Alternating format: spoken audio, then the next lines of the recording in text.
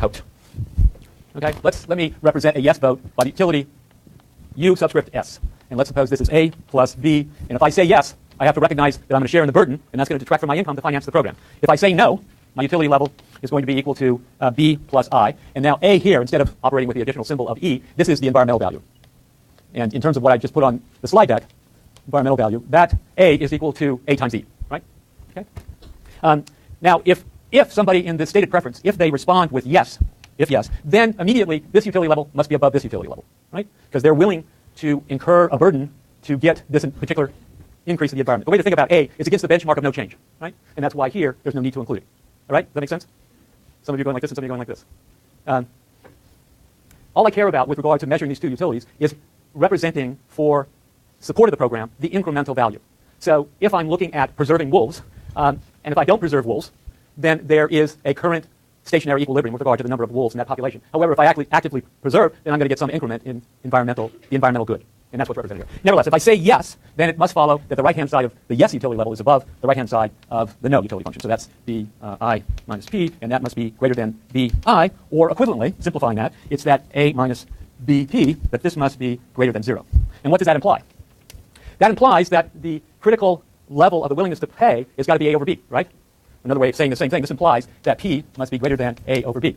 So the cutoff point with regard to the willingness to pay must be that for any price less than A over B, the respondent should, in fact, end up supporting the program. If the willingness to pay is higher than A over B, then the respondent should obviously reject. So that is the basic theme and the trade-offs that are being represented by these referendums and the stated preferences.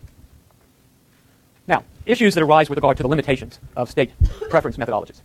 What's been isolated in the literature is that we have to be careful about strategic biases. We said a few words about that along the way in today's lecture. There's information biases.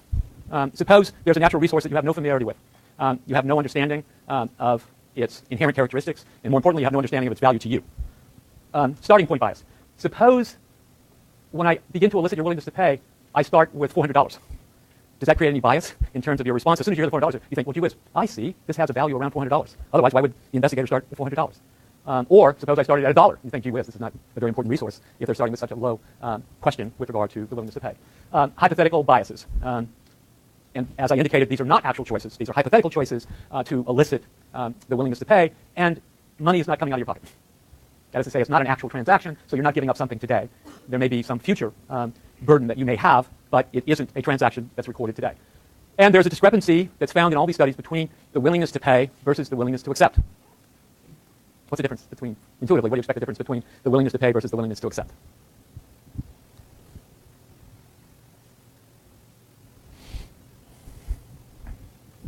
Go ahead.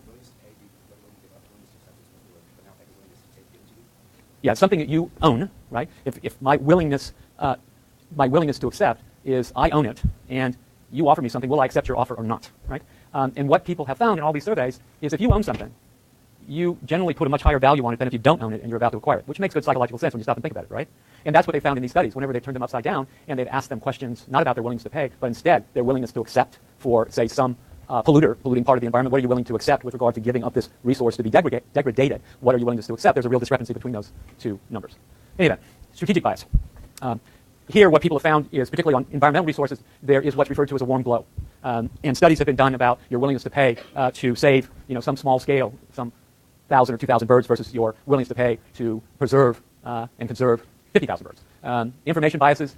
If your entire population isn't well educated in a survey, you've got to spend the time to educate them, which makes those surveys very costly, right? Starting point bias, as I've already indicated, depends on where you start the initial questions with regard to the willingness to pay. In hypothetical biases, you may specify a situation that is simply unrealistic, and thus the respondents can go wherever they wish. Yes? How does it affect the outcome of trying to value what these wolves are worth, considering that you're using a referendum?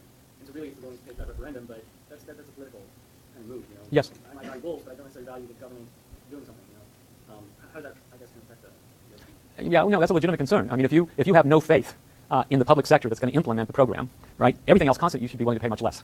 Because you know that in this hypothetical referendum, the politicians may come along and use the results of that referendum and institute that program, right? And then collect a surtax on goods that you're buying and then be most ineffective in terms of the implementation. Well, most of these surveys treat the implementation of whatever program is specified in the referendum as being perfect. And what you're specifying is, gee whiz, suppose I'm a respondent and I don't believe that the implementation is going to be perfect. That's what you're saying, right? Okay. Well, that's going to lower your willingness to pay. And then that requires another level of education of the respondents are you going to be able to educate them that the implementation is going to be perfect or it's not going to be perfect? Build that into your analysis. Namely, when we come back to those utility functions, recognize that suppose I don't believe in government's effectiveness and you do. I'm going to have in my utility function some argument associated with government effectiveness, and I'm going to give a lower willingness to pay than you who believe that they're totally effective.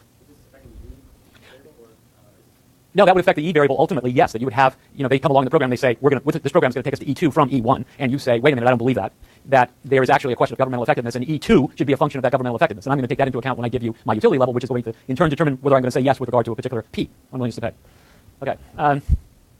Why is the willingness to accept higher than willingness to pay? And we've already specified this. The value of something you own, what survey or researchers have found, is that the value of something you own is generally greater than the value of something you do not. Moreover, there is a discussion in your reading for today about the moral context about willingness to accept regarding a polluter who causes some damage versus what you would expect with regard to a respondent who was neutral or a third party who's going to undertake the actual remediation.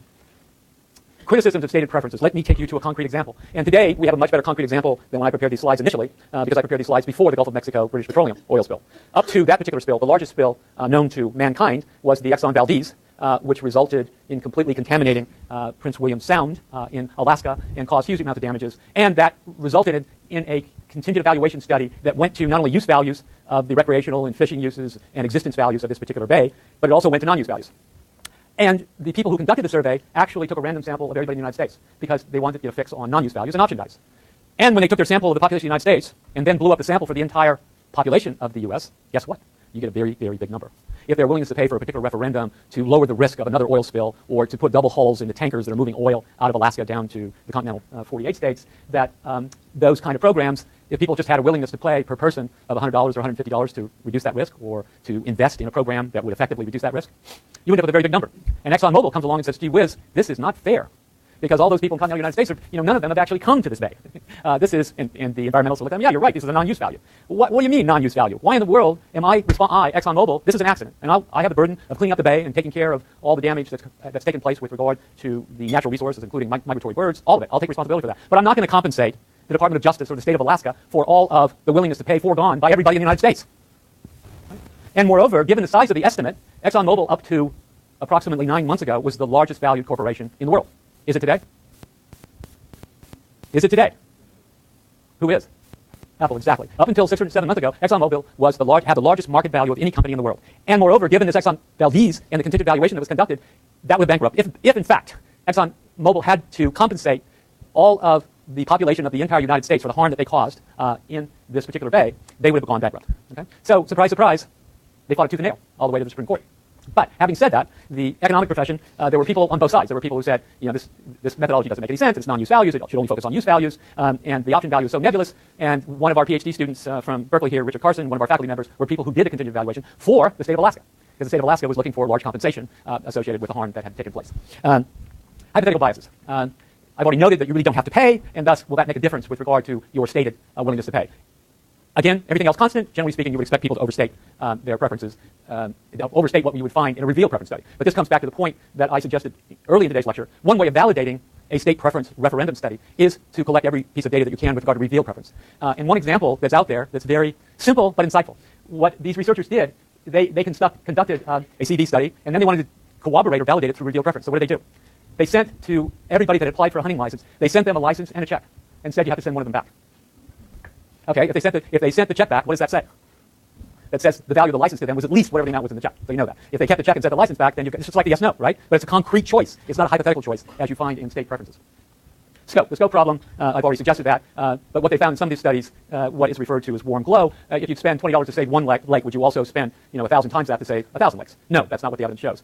Suppose you had a willingness to pay to clean up local water, then your willingness to pay is only $26, and then they have a benchmark where they ask you questions about, suppose you're going to clean up all water, not just local water, all water throughout the United States or throughout the world for that matter. I don't recall the actual question. But if that comes out to be just $68, something's amiss, right? And are they internally consistent? Never underestimate an economist's attempt to explain actual results from a survey. And in this particular instance, coming back to the example of $26 and $68, what these researchers argued, gee whiz, it actually makes sense. People are willing to pay far less for each additional lake, and they care more about local water. So why wouldn't they have a relatively high willingness to pay for local water versus all water? Now, the other thing to keep in mind, and this is the last point I'll make, with regard to contingent evaluation, we're trying to value non-market goods. And the basic methodology of contingent evaluation is exactly what companies do every time they introduce a new product. And they want to get some advanced information and insights about the values that are placed on a good that they're going to introduce to the marketplace by consumers.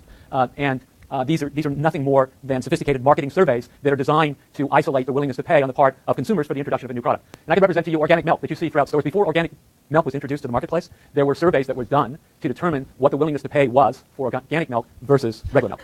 And that data was used to justify the scale of investment in handling and distributing and marketing organic milk, which is much more costly to do each of those activities than regular milk. But those two are based on contingent valuations. Ultimately, in a marketing context, once the product is introduced, however, you get real data.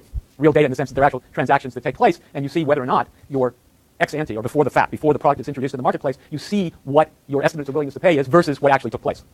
So, in summary, these are all methodologies for non-market goods, and they exist, and they are a step in the direction of quantifying the benefits associated with preservation or improvement of natural resources.